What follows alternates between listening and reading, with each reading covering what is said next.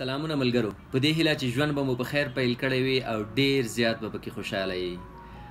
دا چې ژوند په دې نړۍ کې یو ځل ورکړل شوې ډالۍ ده، نو باید زښته ډیر خوند ترېنه واخلو، د ژوند کولو هنر زده کړو او ګلان پکې بوی کړو.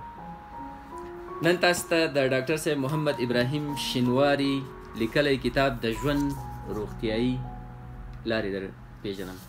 دا کتاب ډیر اړین دی، پکار ده په ټولو کورنیو کې دا کتاب وي او ټولې باید ولولي. د کورنیو لپاره بهترین کتاب دی.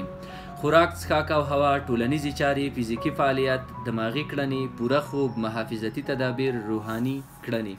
په دې کتاب کې د دې په اړه زښتې ډېرې لیکنې شته. په کتاب کې نورې له حده ډېر چاغښت په دې اړه باندې لیکنې شته. د پاکو اوبو ارزښت، د پاکو اوبو ورځنۍ اندازه، د متوازنو خوړو په باب مرستندوی معلومات، ټولنیزې اړیکې، د ټولنیزو اړیکو ګټې، د الکولو لنډمهالې او بیړنۍ ستونزې، مخدرات کارول، د ښو اړیکو جوړولو او دوستانو موندلو لارې چارې. دغه راز په دې کتاب کې د بېخوبۍ یا د شپې بنډارونو په اړه باندې چې ګټې څومره لري او زیانونه څومره لري، په دې اړه باندې معلومات شته. د آفتونو په اړه باندې چې د آفتونو د مخنیوي لپاره موږ باید څه وکړو. نن سبا یوه ویره زموږ په هیواد کې او شاوخوا هیوادونو کې هم خپره شوې ده، نو که دا کتاب موږ ولولو کیدای شي موږ ته ډېره زیاته ګټه راورسوي او د مخنیوي په برخه کې مرسته راسره وکاندي.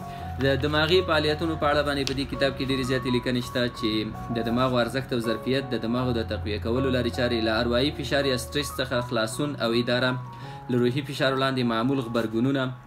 دغه راز پوره او آرام بخونکی خوب، د خوب اندازه، د خوب ګټې، دا ټولې په دې کتاب کې شته.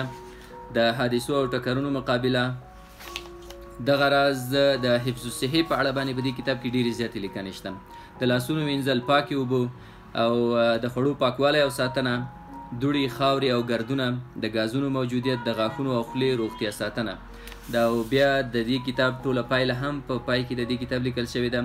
دغه راز د له ځینو عامو ناروغیو څخه ځان ساتل، د سینې له ناروغیو څخه ځان ساتل، په دې کتاب کې د دې ټولو په اړه باندې معلومات شته.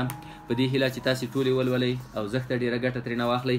دغه راز ډاکټر صاحب محمد ابراهیم شینواري نور کتابونه هم لیکلي او ژباړلي دي چې د ژوند لار څنګه تشویش پرېږدو او ژوند پیل کړو، چې لیکوال یې ډیل کارنیګي دی. ډېر مشهور کتاب دی او هرومرو یې باید موږ او تاسې ټول ولولو او د ژوند لار پکې ومومو. دغه راز د دوستۍ لار د ډاکټر صاحب محمد ابراهیم شینواري کتاب دی، څنګه دوستان ومومو او پر نورو اغېز وکړو، چې لیکوال یې ډیل کارنیګي دی او ژباړن یې محمد ابراهیم شینواری دی.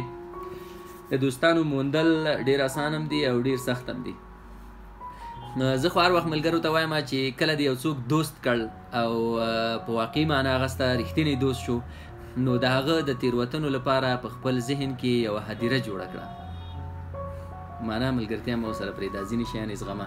په دې کتاب کې هم په دې اړه خبرې شته. په دې هیله چې تاسې ولولئ او خوند ترېنه واخلئ. بل د ډاکټر صاحب محمد ابراهیم شینواري کتاب هدف زده کړه او بری دی، ډېر خوندور، ډېر زبردست کتاب دی. تاسې پکې خپل هدفونه څه ډول ټاکل کېږي، په دې اړه باندې پکې تاسې پیدا کولی شئ او بري ته څنګه انسان رسیږي او څه باید وشي بري ته د رسیدن لپاره، په دې کتاب کې دا ټول تاسې موندلی شئ.